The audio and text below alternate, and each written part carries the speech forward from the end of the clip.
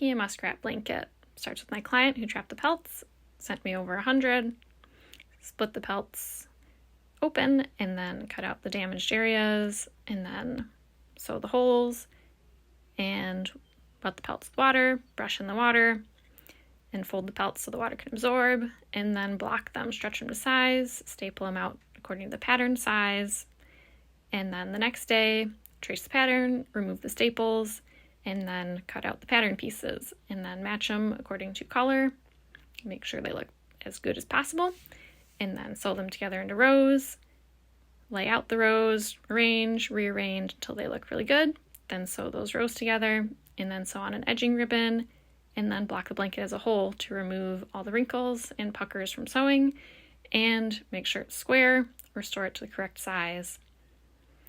Staple around the edges, and some staples throughout.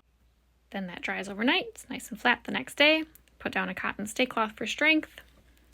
Batting, gotta steam the batting, then lay it out, and then those get hand sewn to the hides, cut down to size, fold the edging ribbon over, hand sew that all the way around.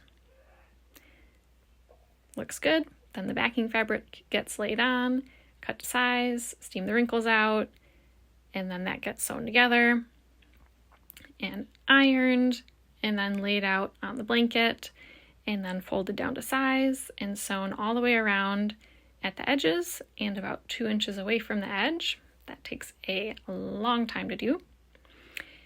And when that's done, I make a custom patch that's hand sewn onto the blanket as well, draw out some guidelines, and then do some blind stitches and rows down the middle of the blanket.